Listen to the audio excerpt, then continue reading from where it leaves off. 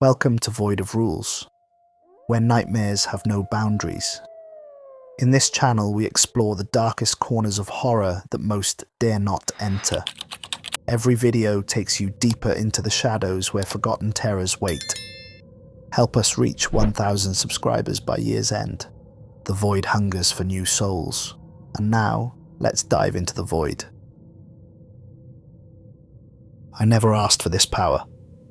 No one in their right mind would, if they knew what came with it. But here I am, cursed with the ability to stop time itself. What I initially thought was a gift turned out to be more of a burden than I could have imagined. I'm writing this as a warning. If you ever find yourself able to freeze time, there are rules you absolutely must follow. I learned them the hard way. Before everything changed, I was just like you.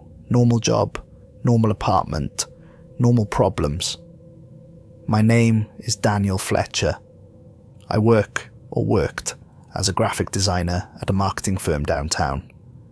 I lived in a modest one-bedroom apartment with my cat, Pepper. I had friends I'd meet for drinks on Friday nights, an ex-girlfriend I avoided at the grocery store, and student loans I was slowly paying off.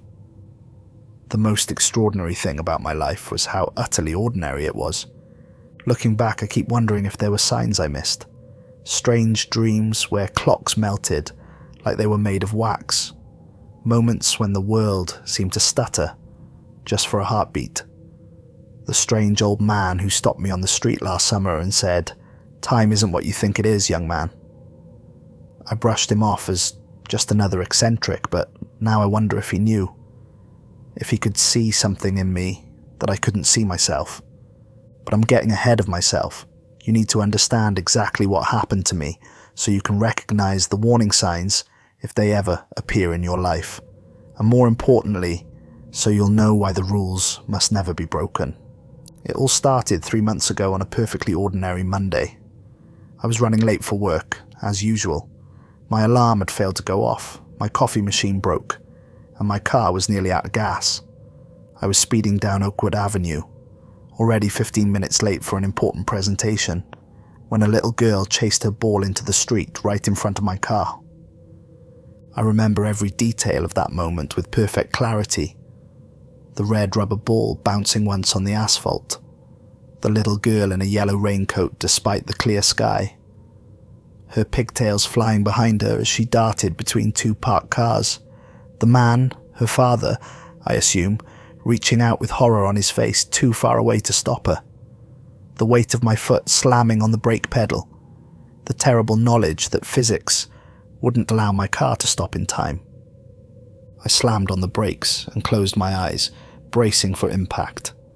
My heart pounded so hard I could feel it in my throat. But the impact never came. When I opened my eyes, everything around me had stopped moving. The little girl was suspended in mid-air, her foot just leaving the curb. A man reaching out to grab her was frozen with panic etched on his face.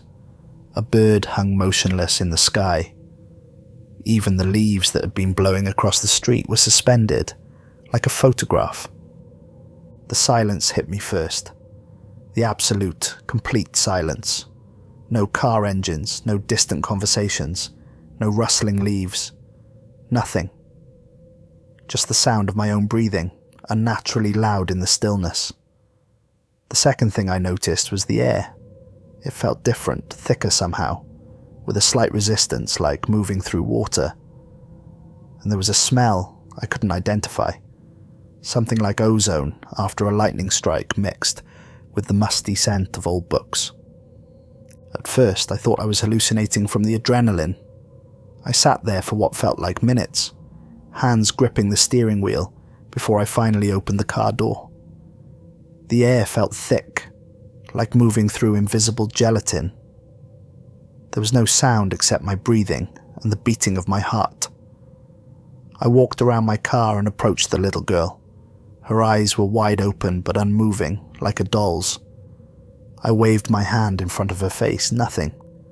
I reached out hesitantly, afraid to touch her. What if she shattered like glass? What if touching her somehow hurt her? but my fingers met solid resistance. She felt normal, warm even, despite her frozen state. I pushed gently on her shoulder and found I could move her. I carefully guided her back to the sidewalk, positioning her next to the man who had been reaching for her. As I moved her, I noticed something disturbing. While her body moved at my direction, her eyes remained fixed, staring at the exact same point in space where they had been looking before. It was as if her physical form and her awareness were separate things, and I was only moving the shell. The thought made me shudder. I studied the frozen tableau around me more carefully. A businessman was caught mid-stride, his briefcase swinging beside him. A couple was frozen in conversation, the woman's mouth open in mid-sentence, a strand of her hair suspended in the air where a breeze had lifted it. A coffee cup was frozen in mid-fall from someone's hand, droplets of liquid hanging in the air around it like tiny amber beads. I returned to my car, mind racing with possibilities. Was this a dream? A psychotic break? Or had I somehow actually stopped time? The implications were staggering. If time was truly frozen, could I stay like this forever? Would I age while the world stood still? Could I travel anywhere, do anything, with no consequences? I decided to test it. I focused on the feeling that had triggered this event. The surge of adrenaline, the desperate wish for time to stop, and imagined reversing it, letting the world move again. And then, as suddenly as it had stopped, time resumed. The man grabbed the girl, yanking her back as my car rolled past where she would have been. He looked confused, as if he couldn't quite process what had just happened. The girl looked around wildly, disoriented. For just a moment, her eyes met mine, through the car window, and I saw something like recognition there, as if on some level, she knew what had happened. I parked my car on the side of the road, hands shaking. What had just happened? Had I actually stopped time? Or had I experienced some sort of stress-induced hallucination? I sat there for nearly 20 minutes trying to make sense of it. Eventually I called in sick to work and drove home, hands still trembling on the steering wheel. That night I couldn't sleep. Every time I closed my eyes, I saw the girl frozen in mid-air, saw her disoriented expression when time resumed. I tried to tell myself I had imagined it all. A stress response, an adrenaline-fueled hallucination.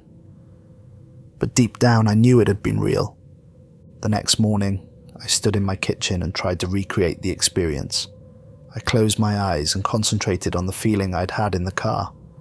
That surge of desperate energy, that frantic need for everything to just stop. Nothing happened. I tried again, focusing harder, imagining the world coming to a standstill around me. Still nothing.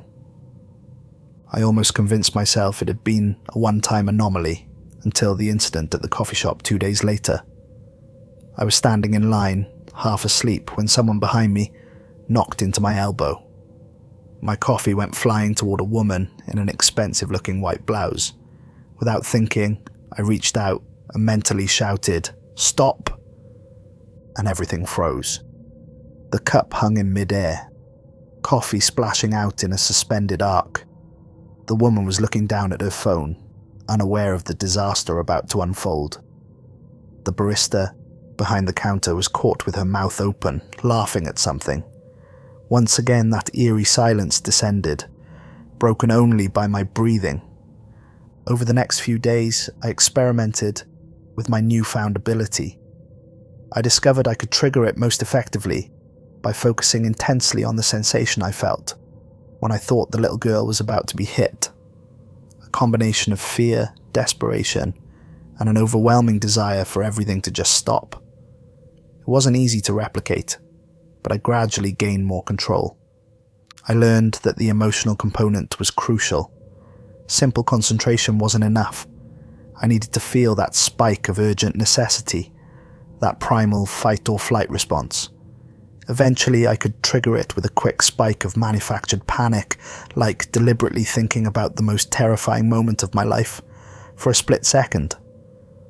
I started small freezing time for a minute or two, just long enough to pour a cup of coffee or find my keys when running late. It seemed harmless, convenient even. I was careful not to use it for anything that might hurt someone else.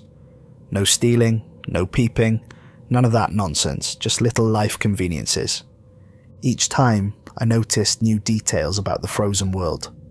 Water from a fountain was like glass sculpture. Smoke from cigarettes formed delicate, static patterns in the air. Birds looked almost comical, caught mid-flap with their wings at awkward angles. And people were the most fascinating. Frozen in the midst of laughing, arguing, kissing, thinking. Moments of humanity suspended for me to examine at leisure. I began keeping a journal of my experiences, documenting the sensations, the limitations I discovered, and my growing control over the ability. I found I could freeze time for longer periods each time I practiced, extending from minutes to nearly an hour. Then came the first note. I'd been using my ability for about 3 weeks. That Friday, I spotted my ex-girlfriend Jessica entering the same coffee shop where I was enjoying my morning latte. We'd broken up 6 months ago and the relationship had ended badly. The thought of making awkward small talk with her made my stomach churn. Without hesitation, I froze time. The cafe went silent. Jessica was frozen halfway through the door, 1 foot raised to step inside. Her new boyfriend, the reason we'd broken up, was right behind her, his hand on the small of her back. I took my time finishing my coffee, deliberately avoiding looking at them. When I was done, I walked out the door, carefully squeezing past their motionless forms. I stopped at a safe distance down the block, took a deep breath, and unfroze time. I glanced back to see them enter the cafe, completely unaware of what had happened. I smiled to myself, feeling a petty sense of satisfaction, and reached into my jacket pocket for my wallet to check if I had enough cash for another coffee elsewhere. My fingers touched paper. Frowning, I pulled out a folded piece of yellowed parchment that I was absolutely certain hadn't been there before. It had an old, musty smell, like it had been stored in an attic for decades. The edges were slightly frayed, and it felt unusually warm to the touch. With growing unease, I unfolded it. In elegant, flowing handwriting rendered in what looked like actual ink from a fountain pen, it read, Rules for the Time-Bound. 1. Never freeze time for more than 24 hours. Your perception. 2. Never interact with other people's bodies while time is frozen. 3. Never remove objects of personal significance from frozen people. 4. Always return to the exact spot where you froze time before unfreezing. 5. Never attempt to freeze time while already in frozen time. 6. Do not look directly at the moon during frozen time. 7. Never enter houses of worship while time is frozen. 8. If you see others moving in frozen time, do not acknowledge them. 9. Never freeze time on a full moon. 10. If you hear whispers while time is frozen, leave the area immediately. Break these rules at your own peril. You are being watched. The handwriting was unlike any I'd seen before, impossibly precise, with strange flourishes that seemed to shift slightly when I wasn't looking directly at them. At the bottom of the note was a symbol I couldn't identify, something like a spiral intersecting with an hourglass. My first thought was that someone was playing an elaborate prank, but how could anyone know? I'd been extremely careful. And how could anyone have slipped this note into my pocket while time was frozen? Unless they weren't frozen like everyone else. I laughed it off as a prank. How could anyone know? I'd been careful, never letting anyone see me disappear or reappear. I crumpled up the note and tossed it in the trash. But as I walked away, an uncomfortable feeling settled in my stomach, a nagging sensation of being watched. That evening, I searched online for any information about time freezing. Mostly I found physics articles about theoretical particles and scientific hypotheses that went way over my head.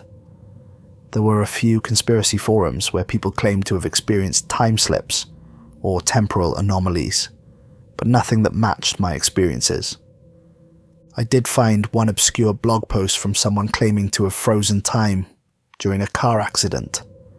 The post described sensations remarkably similar to mine: the thick air, the complete silence, the feeling of moving through resistance. But the post abruptly ended mid-sentence, and all the comments were from people calling the author crazy or attention-seeking. The next morning I checked the trash can where I'd thrown the note. It was gone. Not just the note, the entire contents of the trash can had been emptied, though I was certain I hadn't done it. 3 days later, I was walking home from work when I heard a crash and a yelp from the apartment building next to mine. Looking up, I saw a flower pot plummeting from a fourth-floor balcony directly above my neighbour Mrs. Abernathy, who was walking her corgi, Buster. The dog was right in the path of the falling pot. Without thinking, I froze time. Mrs. Abernathy was bent over, adjusting Buster's leash.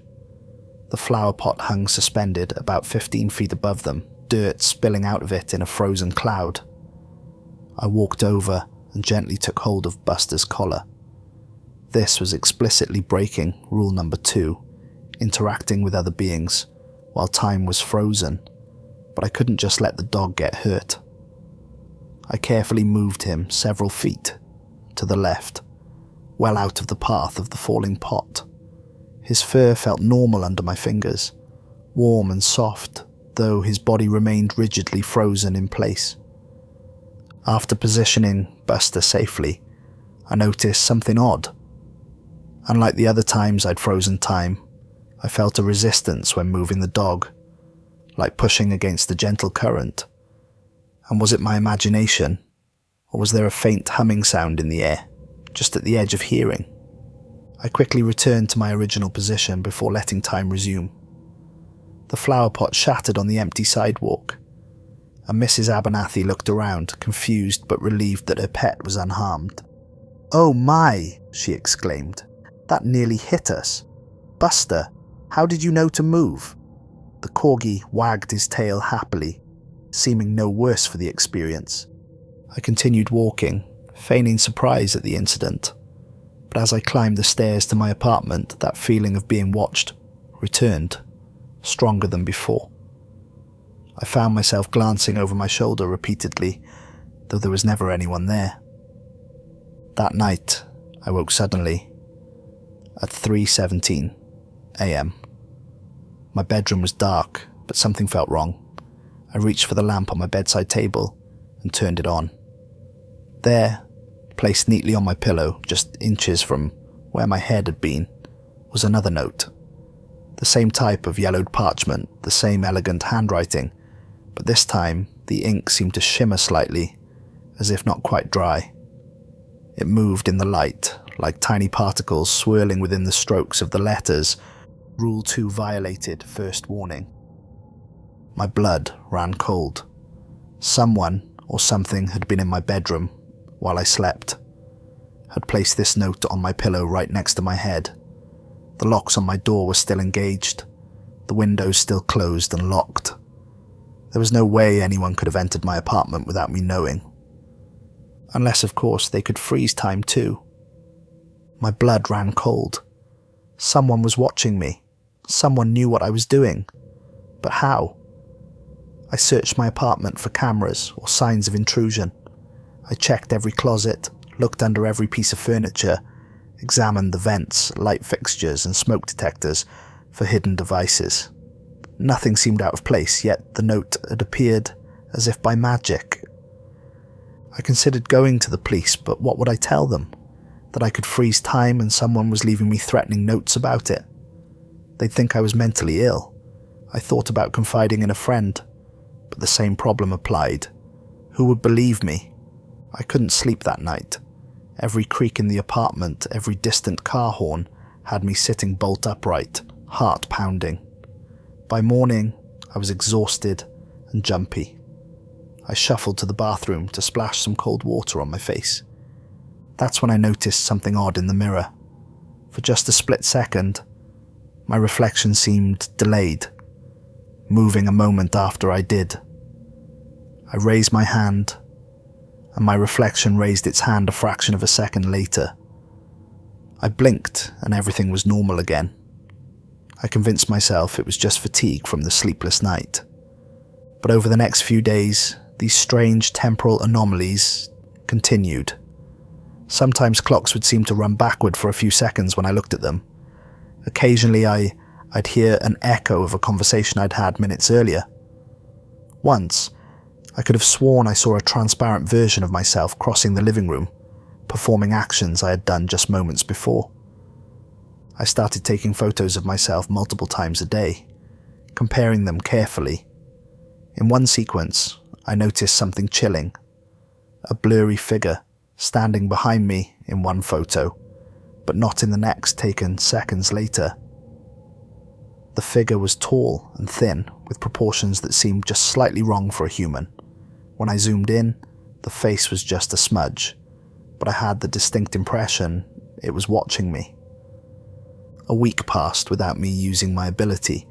I was scared, but also intensely curious. Who had left the notes? How did they know about my power? Were there others like me? And what were these timekeepers that seemed to be observing me? I became obsessed with finding answers. I scoured obscure online forums for mentions of time freezing or time manipulation. I read books on theoretical physics and temporal anomalies. I even visited a psychic who took one look at me and refused to do a reading, saying there was a temporal disturbance around me that she didn't want to touch. Then came the dreams, nearly identical each night. I was running down an endless corridor lined with clocks. All the clocks showed different times, and some ran backwards, some too fast. Behind me, tall figures in old-fashioned clothes pursued me silently. They never spoke, never made a sound, but I knew they were getting closer. I always woke up just as their elongated fingers were about to grasp my shoulder. It was after one of these dreams, on a crisp Saturday morning, that my questions were finally answered. I was sitting on a bench in Henderson Park, trying to clear my head, when an older man approached. Silver hair neatly combed, expensive-looking suit that seemed oddly old-fashioned in its cut, and eyes that seemed too alert, too knowing. He sat beside me without asking permission, maintaining a careful distance of exactly 2 feet between us. "You've been noticed," he said without preamble. His voice was cultured, with an accent I couldn't quite place, somewhere between British and something much older. "The Timekeepers are aware of you now." I felt the blood drain from my face. There it was, confirmation that the notes, the warnings, were real. I considered pretending not to understand, but the knowing look in his eyes told me it would be pointless. "Who are you?" I asked instead, my voice barely above a whisper. "My name is Victor Ambrose. I'm a former time manipulator like yourself, and I'm here to help you avoid my fate." He gestured to the empty space beside me. "May I?" I nodded, and he sat down, his movements precise and deliberate, like someone hyper-aware of each muscle and joint. "Don't bother denying it," he continued when I remained silent. "I can see the time blur around you. It's like an aura, a faint distortion in the air, visible only to those who know what to look for. You've been stopping time." "How did you find me?" I asked. When someone new manifests the ability, it creates ripples. Those who've experienced it can sense the disturbance. He studied me carefully. "How long have you been able to do it?" "A month? 6 weeks?" "About 3 weeks," I admitted. "Since the incident with the girl in the ball?" He nodded, unsurprised. "It often emerges in moments of extreme stress or emotional trauma. A survival mechanism of sorts, though the true origin is much more complex. For the next hour, he explained that he too had once had the ability, that there were others scattered throughout history, that we weren't unique, just rare. He told me about others he had known. A woman in Boston who discovered her ability during the Great Molasses Flood of 1919. A man in Tokyo who first froze time during the 1923 earthquake. Some had lived relatively normal lives, careful to follow the rules. Others had suffered terrible consequences for their transgressions. The power isn't a gift, but a responsibility, Victor said, running his fingers over a silver pocket watch he kept checking. And breaking the rules has consequences beyond your comprehension. He described the world as a tapestry of time, with each moment woven carefully into the next. Our ability, he explained, was like pulling a single thread from that tapestry. Done carefully, the damage was minimal, but yanking too hard or pulling multiple threads could cause the entire fabric to unravel. The rules aren't arbitrary, Victor said, leaning closer. They maintain the fabric of our reality. Each violation creates rips in that fabric. Small at first, but they grow. Eventually they become impossible to repair. Those notes, I said. Did you leave them? He shook his head. No, those came directly from the Timekeepers. Who are the Timekeepers? I asked. The question that had been haunting me since the first note appeared. Victor's expression darkened. They exist outside our normal perception of time. They're the guardians, the enforcers, and they're not human, not in the way you understand humanity. He seemed to struggle for the right words. Entities that maintain the integrity of time itself. Some cultures called them angels, others demons. But they're neither. They simply are. You talk about them like they're some kind of cosmic police force, I said, trying to keep the skepticism from my voice. That's not inaccurate, though it's a simplification. They don't care about human morality or justice. They care about maintaining the integrity of time. When someone like us interferes with that integrity, they take notice and eventually they take action. He paused, studying my face. You don't believe me, not fully. That's understandable. But perhaps this will convince you. He rolled up his sleeve to reveal his left arm. At first glance it looked normal, but as I stared I realized parts of it seemed to flicker in and out of existence, like a bad television signal. Sections of his forearm would become transparent, revealing bone and muscle beneath, then solid again. The fingers of his hand occasionally multiplied, showing ghostly duplicates extending in different directions, before snapping back to normal. Most disturbing of all, sometimes his entire arm would shift position slightly, as if I was seeing multiple versions of the same limb superimposed on each other. I recoiled in horror. What happened to you?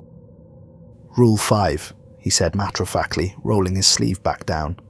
I tried to freeze time while already in frozen time. I was curious about the limitation, thought perhaps it was just superstition. I discovered otherwise. He adjusted his cufflinks carefully. This is a mild consequence. Others have faced worse for greater violations. Can it be fixed? I asked, unable to tear my eyes away from his now covered arm. No, the damage is permanent. My temporal signature is fractured, meaning I exist partially in multiple timelines simultaneously. It's painful, though you get used to it after a few decades. He smiled grimly.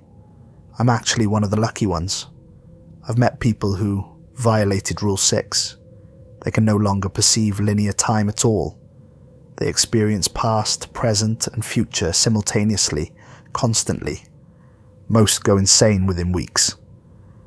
I wanted to dismiss him as crazy, but after what I had experienced, his warnings resonated with a ring of truth. The notes, the mirror anomalies, the dreams, it all fit together too perfectly to be coincidence. And there was no denying what I had seen happen to his arm. How many rules have I broken? I asked quietly. Just the one, so far. Moving the dog was a minor infraction, but the Timekeepers have noticed you now, which means they'll be watching more closely. The first violation usually results in just a warning. The second brings consequences. He handed me a small business card with his name and phone number. Call me if you experience anything unusual. Time echoes, temporal duplications, dreams where you're falling through clocks. Anything. I took the card, my fingers trembling slightly. What happens if I stop? If I never freeze time again? Victor's expression softened slightly. It's not that simple. Once the ability manifests, it becomes part of you. In moments of extreme stress or emotion, it can activate involuntarily. But if you're careful, if you follow the rules when it does happen, you can lead a relatively normal life. He stood up. I've helped others like you. Call me if you need me. I watched him walk away, his gait oddly precise, as if he had to consciously think about each step. Just before he turned the corner, I could have sworn I saw 3 slightly overlapping versions of him, each a fraction of an inch apart from the others. I didn't have to wait long for the strange occurrences Victor had warned about. The next day at work, I started seeing what Victor had called time echoes. Ghostly images of myself performing actions I had just completed, or sometimes actions I was about to do. They lasted only seconds, but they were terrifying. Transparent versions of me, filing papers, typing at my computer, walking to the water cooler, all while I was doing something else.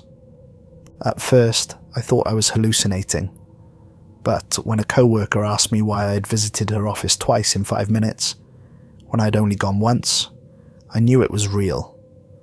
Somehow echoes of me were bleeding from different points in time, becoming visible in the present. That evening, I experienced something even more disturbing. While cooking dinner, I reached for a spatula and found myself suddenly holding a coffee mug instead. I blinked, and the spatula was in my hand where it should be. It was as if, for just a moment, my present had been replaced by a future that hadn't happened yet. When I called Victor in a panic, his voice was grave. It's starting, the time bleed. Your violation was minor, so it should stabilize, but be careful. Follow the rules. The next violation will bring worse consequences. How do I make it stop? I asked, my voice cracking. You don't, he said simply. You learn to live with it. The echoes should fade over time if you don't break any more rules. Try to stay calm. Strong emotions can make the phenomena worse. I tried to follow his advice. For the next week, I was extraordinarily careful. I didn't freeze time, even when I spilled coffee on important documents or nearly missed the bus. The echoes continued, but they seemed to be growing less frequent. I began to hope that maybe, just maybe, I could get past this with no further consequences. Then I got the call that changed everything. It was a Thursday evening, and I was just settling in to watch TV when my phone rang. It was my sister, Emily. I promised I would, but fate had other plans. The following Monday, my sister called me in tears. Her husband had been in a serious car accident and was in the hospital. The doctors weren't sure if he would make it through the night. I rushed to be with her to provide whatever comfort I could. Emily and I had always been close. After our parents died in a house fire when I was 16, and she was 20, she'd taken me in, postponing her own plans for college to make sure I finished high school. Her husband Michael was a good man, quiet, hard-working, devoted to my sister. They had a 4-year-old daughter, Lily, who was staying with a neighbour, while Emily maintained her vigil at the hospital. When I arrived at the hospital, the fluorescent lights of the ICU waiting room cast a sickly pallor over everything. Emily was inconsolable. Michael had been driving home from work when an 18-wheeler crossed the centre line. The truck driver had fallen asleep at the wheel. Michael's car had been crushed. The doctors had done all they could, but the internal bleeding was severe. They gave him only hours to live. He's always been so careful, Emily sobbed into my shoulder. He doesn't even speed. And now, because some trucker couldn't be bothered to pull over when he was tired, Lily keeps asking when Daddy's coming home. What am I going to tell her, Danny? I held my sister as she cried, feeling completely helpless, and then a terrible thought occurred to me. What if I froze time and the doctors could save him? Just stop time long enough for more specialists to arrive, for more options to be explored, or even just to give his body more time to stabilize before the next surgery. I knew it would break Rule 2, interacting with others while time was frozen. I'd have to move doctors, position them to help Michael, but this was my brother-in-law, my sister's husband, my niece's father. How could I not try? What good was this ability if I couldn't use it to help the people I loved? I wrestled with the decision for hours as Emily drifted in and out of restless sleep in the chair beside me.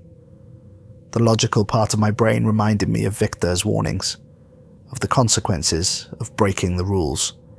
But another part, the part that remembered how Emily had sacrificed for me, how much she loved Michael, how devastated Lily would be, kept pushing me towards the forbidden choice. Around 2 a.m, a doctor came to update us. Michael's condition had worsened. If he survived until morning, it would be a miracle. I waited until my sister fell into an exhausted sleep in the chair beside me. Then I focused on that familiar sensation and froze time. The hospital became eerily silent. The steady beeps of monitors, the squeak of nurses' shoes, the distant murmur of conversation, all gone. I walked through the halls, past frozen doctors and patients, each locked in a moment of their own personal drama. A young resident was caught mid-yawn. A nurse was frozen in the act of checking her watch. A family was suspended in the midst of an emotional embrace. I found my way to Michael's room. He looked terrible, pale and still, with tubes and wires connecting him to various machines.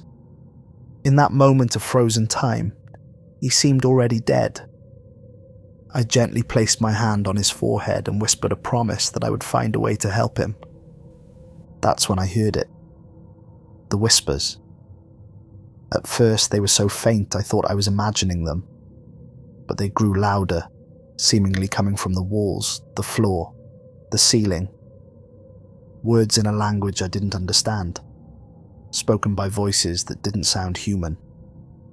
The whispers had a strange quality to them, slightly discordant, with odd harmonics that made the hairs on the back of my neck stand up. They seemed to be coming from everywhere and nowhere at once, sometimes sounding like they were right beside my ear, sometimes like they were echoing from deep inside my own head. Rule 10. If you hear whispers while time is frozen, leave the area immediately.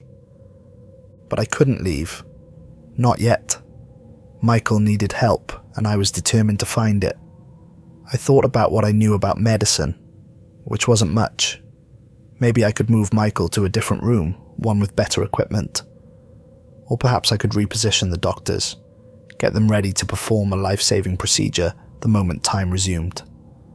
I moved to the nurse's station and began looking through his chart, searching for something, anything, that might give me an idea. The medical terminology was largely incomprehensible to me, but I gathered that the main issue was internal bleeding that the surgeons hadn't been able to fully control. As I flipped through the pages, the whispers grew louder, more insistent. They developed a rhythm, almost like chanting.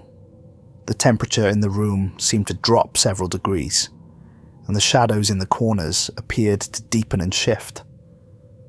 And then I felt a chill run down my spine. I wasn't alone in the frozen time. At the end of the hallway stood a figure, tall, unnaturally thin, dressed in what looked like an old-fashioned doctor's coat that reached to the floor. Its limbs were too long for its torso, giving it a distorted, insect-like appearance. But its face, I still have nightmares about its face. It wasn't human. Where eyes should have been, there were only swirling voids, like tiny black holes. Its mouth was too wide, stretching almost to where ears should be. It stood perfectly still, regarding me from the empty sockets where eyes should have been. Then, with deliberate slowness, it raised one elongated finger to its lipless mouth in a shushing gesture. My heart felt like it might explode in my chest. Every instinct screamed at me to run, but I was rooted to the spot, paralyzed by a terror unlike anything I'd ever experienced. This wasn't a person. It wasn't even a being in the way I understood the concept. It was something else entirely, something that existed in the spaces between moments, in the pauses between heartbeats. A timekeeper. It took a single step toward me, its movement unnaturally fluid, like smoke curling through air. That broke my paralysis. I ran, back through the corridors, past the frozen patients and staff, back to the waiting room, back to the exact spot where I'd been sitting when I froze time. My hands shook as I concentrated on unfreezing time, desperate to escape the watching thing in the hallway. Time resumed. My sister stirred in her sleep beside me. The hospital sounds returned, comfortingly normal. The muted beeping of distant monitors, the soft squeak of rubber-soled shoes on linoleum, the hushed conversations of night shift staff. All the mundane sounds I had taken for granted, my entire life now seemed precious, anchoring me to reality. But when I closed my eyes, I could still see that figure, still hear those whispers. And I knew with a bone-deep certainty that I had made a terrible mistake. I had seen one of the timekeepers, and it had seen me. For the rest of that long night, I sat rigid in my chair, jumping at every shadow, every unexpected sound. Every time a doctor or nurse walked past the waiting room, I found myself scanning their features, half expecting to see those empty, swirling voids where eyes should be. As dawn broke, a doctor, a real human doctor, came to give us an update. Remarkably, Michael's condition had stabilized during the night. The bleeding had slowed significantly, giving his body a chance to compensate. The doctor called it unexpected, but was careful not to use the word miraculous. "We're not out of the woods yet," he cautioned, "but I'm cautiously optimistic. If he continues to improve at this rate, we might be able to attempt another surgery. Later today." Emily broke down in tears of relief, hugging me tightly. "I knew he wouldn't leave us," she sobbed. "I just knew it." I should have been relieved, should have shared in my sister's joy, but all I felt was dread. I knew I had broken the rules again, and this time the consequence wouldn't be just a warning note. Whatever had happened to Michael, this sudden, inexplicable improvement felt less like a medical anomaly and more like bait in a trap. That night, after making sure Emily had everything she needed at the hospital, I returned to my apartment. The moment I opened the door, I knew something was wrong. The air felt different, heavier, charged with a subtle energy that made the small hairs on my arm stand up. I flipped on the lights and nearly screamed. My living room walls were covered in writing, the same elegant, fluid script from the notes, but now scrawled across every available surface. The words were in languages I didn't recognize, some appearing to be ancient scripts, others looking almost alien in their complexity. Among them, in English, one phrase repeated over and over, "The rules exist for a reason." I backed out of the apartment, slamming the door shut. My heart was pounding so hard, I could feel it in my throat. I fumbled for my phone, searching for Victor's number. When I finally reached him, my words came out in a panicked rush. They were in my apartment. The walls are covered in writing. One of them approached me in the hospital. I saw it, Victor. I saw one of them. "Where are you now?" His voice was tight with urgency. "Outside my building." "Stay there. I'm coming to get you." 30 minutes later, Victor's sleek black car pulled up to the curb. He looked more disheveled than when I'd met him in the park. His silver hair uncombed, his expensive suit replaced by a more casual sweater and slacks. Over the next few days, the time bleed worsened. Sometimes I would find myself in places I hadn't walked to, having conversations I didn't remember starting. I'd lose minutes, sometimes hours. I'd put a kettle on to boil and suddenly it would be empty. The water already used for tea I didn't remember making. Once, I looked down at my coffee cup and saw it was empty, though I'd just filled it moments before. I began to experience what Victor called temporal duplications. Moments that I lived through twice, identical in every detail, like a record skipping back to replay the same few seconds. The echoes grew more frequent too. I'd see transparent versions of myself moving through my apartment, sometimes doing things I'd already done, sometimes things I hadn't done yet. Once, I watched myself open the refrigerator, take out a carton of milk and pour it into a bowl of cereal, all while I was sitting on the couch across the room. The echo me ate the cereal, washed the bowl, and vanished as it walked into the bedroom. I tried calling in sick to work, but my boss told me I had already called 2 hours earlier to say I was coming in late. When I checked my call history, there was no record of the call.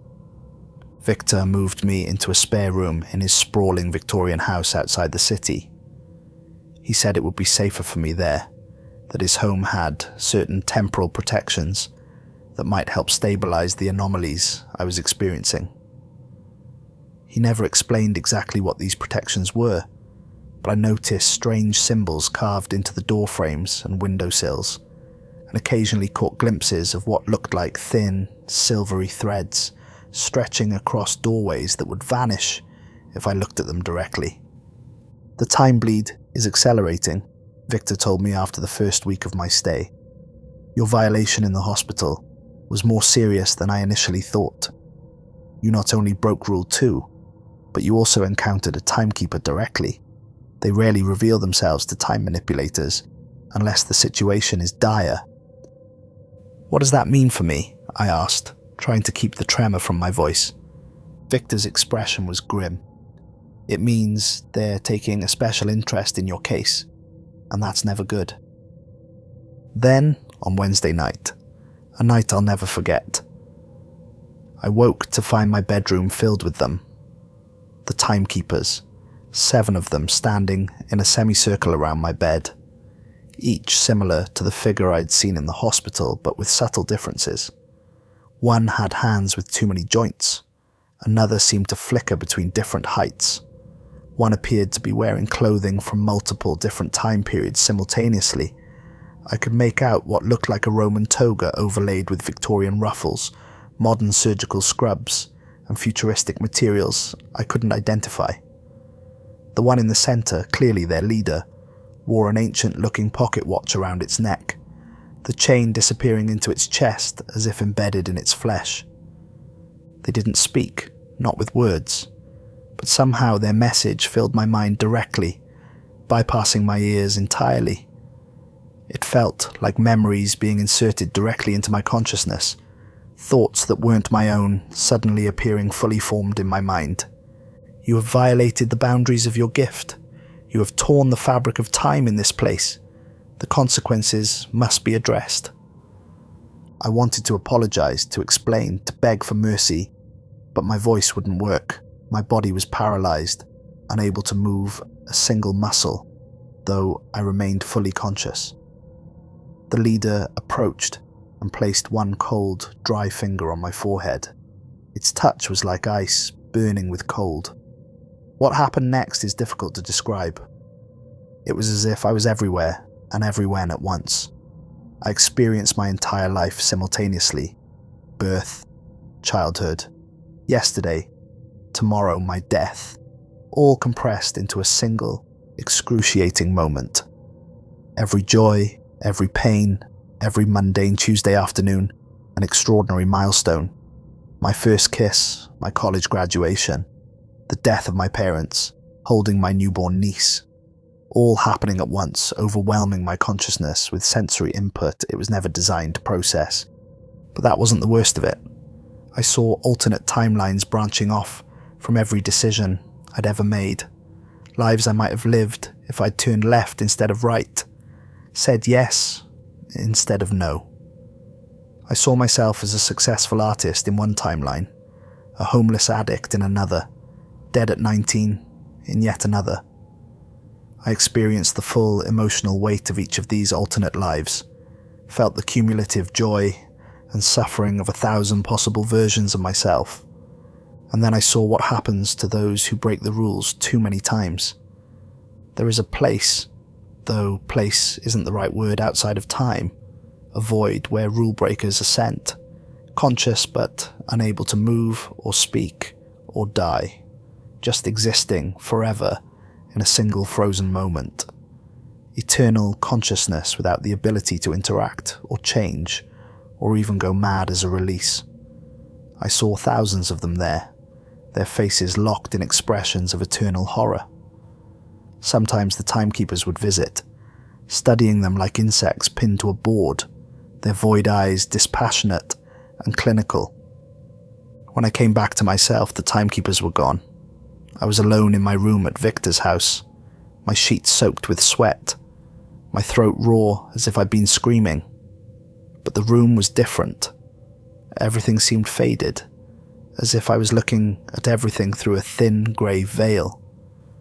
And the sounds, everything had a slight echo, as if I was hearing things a fraction of a second after they happened. I stumbled to the bathroom, desperate to splash water on my face and clear my head. The face that stared back at me from the mirror wasn't quite mine anymore. My eyes had a strange, distant quality to them, as if they were focused on something far away rather than the mirror directly in front of me. And when I moved, my reflection seemed slightly out of sync, following my movement, with a barely perceptible delay. I found Victor in his study, surrounded by ancient-looking books and strange instruments that resembled clocks, but with multiple hands moving at different speeds, some backward. He took one look at me and his face fell. "They've marked you," he said after I described what had happened. "You're partially out of sync with normal time now. It's a warning, but also a punishment. Your personal timeline has been frayed, for lack of a better word. You're experiencing moments out of sequence, seeing echoes of possible futures or alternate versions of your present." "How do I fix it?" I pleaded. "You don't," he replied simply. "You live with it, and you never ever break the rules again." "But why?" I demanded, anger replacing fear. "Why give us this ability if we can't use it? What's the point?" Victor was quiet for a long moment. "I don't know if there is a point, Daniel. Some theorize that we're accidents, glitches in the system, people who should have died in certain moments but somehow slipped through the cracks. The ability might be a side effect of that temporal anomaly. Others believe we're chosen, meant to observe but not interfere, like witnesses to the flow of time itself." "That's not good enough," I said, my fists clenching. "My brother-in-law is alive because of what I did. How can that be wrong?" "It's not about right or wrong, not in the human, moral sense," Victor explained patiently. "Time has its own rules, its own physics. When someone is meant to die at a specific moment and doesn't, it creates ripples. Those ripples affect other lives, other deaths. The Timekeepers don't care about individual human lives. They care about the stability of the time stream." For 2 weeks I was careful. The desaturation of my world remained, but I learned to live with it. Colours were muted, sounds had that persistent echo, and occasionally I would see brief glimpses of other timelines.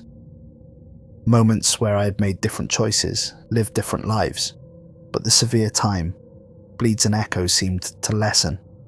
I didn't use my ability, not even once. I tried to convince myself that perhaps, with time, things would return to normal. Then the fire happened. I was shopping at the local grocery store when the alarm went off. At first, I thought it was just another car alarm in the parking lot, but then I smelled the smoke. It began filling the building from the back where the deli was located. Someone yelled, "Fire!"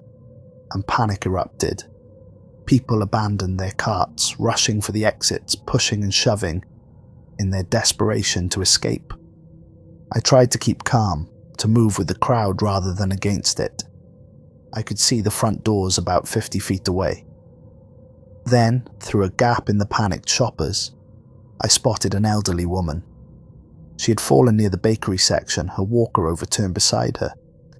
People were stepping over her, around her, but no one was stopping to help. She was trying to get up, her wrinkled face contorted with pain and fear. I had a clear path to the exit. I could have walked out safely, but I couldn't leave her there. Time seemed to slow down as I made my decision. I thought about Victor's warnings, about the Timekeepers, about the void I had glimpsed where rule breakers were sent to suffer eternally. But I also thought about that woman, alone and helpless, as the smoke grew thicker.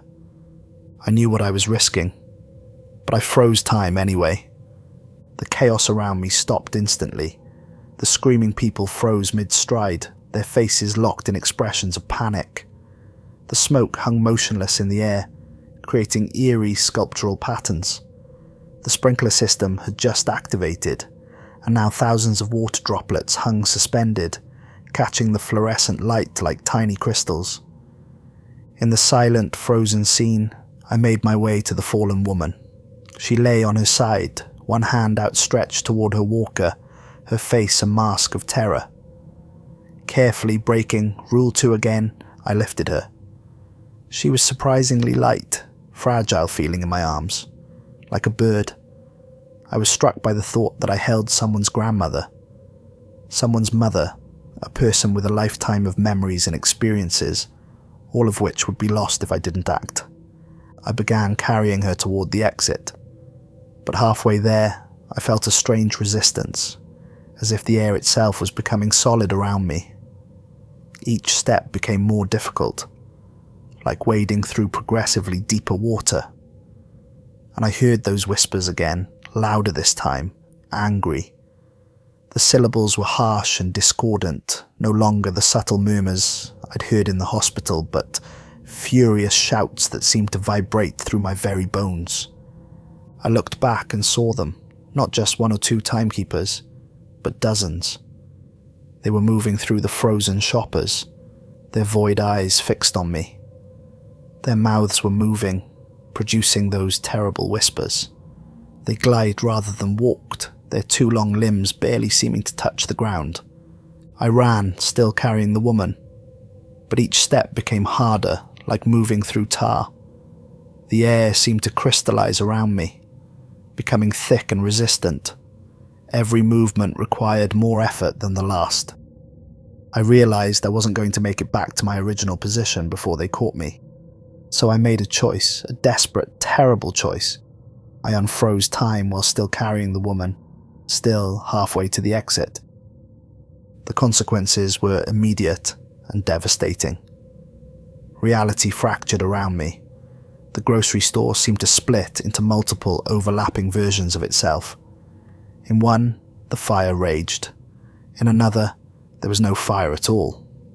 In a third, the building was already an empty, burnt-out shell. The woman in my arms changed too, sometimes elderly, sometimes middle-aged, sometimes nothing but bones.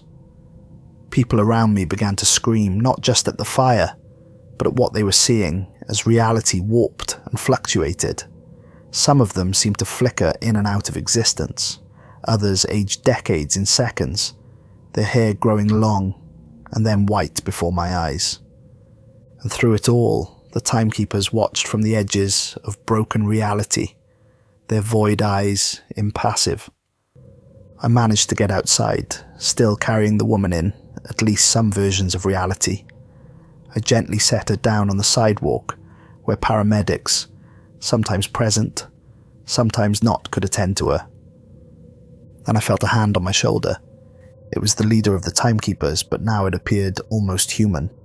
Almost. It wore an expensive suit that seemed to shift colours with each blink, and its face was handsome, but eerily symmetrical, like a computer-generated image of perfection. But its eyes were still those swirling voids, windows into something infinite and utterly alien. "You were warned," it said, its voice simultaneously a whisper and a shout. "The fabric is torn beyond simple repair now." I couldn't let her die. I said. Death is part of time's natural flow. By interfering, you've created a cascade. This entire area is now temporally unstable. Do you understand what that means? Before I could answer, it waved its hand, and suddenly we were standing on the same street. But everything was different. The grocery store was gone, replaced by an empty lot. People walked past us without seeing us. 5 years from now, the timekeeper explained, the temporal disturbance you created destroys not just the building, but the lives connected to it. Jobs lost. Businesses never started. Children never born because their parents never met at workplaces that now don't exist. Another wave of its hand, and we were in the same spot. But now the street was overgrown. Abandoned buildings crumbling. 20 years from now, the disturbance grows, making this area uninhabitable. Temporal anomalies, people aging backwards, infants with memories of lives never lived. A final wave, and we were back in the present, outside the burning grocery store. But I could see it now, subtle wrongness in the air, like heat waves but with rainbow edges, reality bending in ways it shouldn't. I can fix this, I offered desperately. Let me freeze time again. No, the timekeeper cut me off. You've done enough. We will contain the damage, but there is a price. It reached into its pocket and pulled out a watch similar to the one hanging around its neck. Your ability comes from a fracture in your personal timeline. A moment where you should have died, but didn't. We can repair that fracture, remove your ability permanently, and use the energy released to heal this rip. And if I refuse? Its void eyes seem to grow larger, becoming black holes that threaten to pull me in. Then we remove you from time entirely. Your choice. It wasn't really a choice. I took one last look around at the broken reality I had created, at the subtle wrongness that only I could see, and nodded. Do it. The timekeeper placed the watch in my hand. It was heavier than it looked, and warm, like it was alive. The metal seemed to pulse against my palm with a rhythm like a heartbeat, but slightly off-tempo from my own. Open it, it instructed. I pressed the crown, and the watch face opened. Inside was not gears and springs, but a swirling vortex of light and darkness. My reflection showed in it, but not just one reflection. Thousands, millions, every possible version of me, across every possible timeline. I saw myself as a child, as an old man, as someone who had taken entirely different paths in life. I saw versions of myself that had never broken the rules, versions that had violated them all. Now close it and crush it in your hand. I did as instructed. The metal crumpled impossibly easily, like tinfoil. There was a flash of pain, brief but intense, as if every cell in my body was being rewritten. I gasped and fell to my knees. When I looked up, the timekeeper was gone. The firefighters were battling the blaze, the paramedics were treating the injured, and nobody seemed to notice the man kneeling on the sidewalk, crying. The elderly woman I had saved was being loaded into an ambulance, very much alive and real. A paramedic was asking her questions, and she was answering clearly. Our eyes met briefly, and I saw a glimmer of recognition there, though she couldn't possibly remember what had happened. I tried to freeze time. Nothing happened. My ability was gone. That was a month ago. Life has mostly returned to normal, though I still see things occasionally, brief glimpses of what might have been, alternate paths my life could have taken. Victor tells me these glimpses will fade with time. He visits sometimes, bringing strange teas that he says will help anchor me to this timeline. We don't speak much about what happened. There's not much to say. The world around me is stable again, though the area around the grocery store remains strange. Watches run a little fast there. People report déjà vu more frequently. Plants grow slightly out of season. The building itself was rebuilt, quickly, suspiciously quickly, according to some of the locals. The construction crews worked mostly at night, and nobody seems to remember exactly when the project was completed. It just was, suddenly, as if it had never burned at all. Michael, my brother-in-law, made a full recovery. The doctors call it a medical miracle. Sometimes I catch him looking at me strangely, as if he almost remembers something from when he was hovering between life and death, but he never asks and I never tell. The elderly woman I saved from the fire sent me a thank you card. I don't know how she got my address. The message inside simply read, "Time will tell." The handwriting was eerily familiar, with those same strange flourishes I'd seen on the warning notes. I've learned to be content without my ability. More than content, relieved. The power to freeze time wasn't worth the cost, the constant fear, the terrible responsibility. I still wonder sometimes why I was given it in the first place. Was it random chance, a cosmic accident? Or was there a purpose to it all, a test I ultimately failed?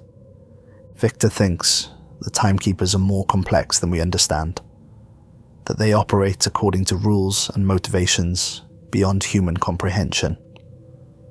Maybe they needed the energy released when they took your power, he suggested once. Maybe this was their plan all along. I don't know what to believe. All I know is that time moves forward again, steady and predictable, and I'm grateful for that. So I leave you with this warning. If you ever discover you can freeze time, follow the rules, every single one of them. No matter the justification, no matter the emergency, no matter the good you think you might do, follow the rules. Because the Timekeepers are watching, and they don't give third chances.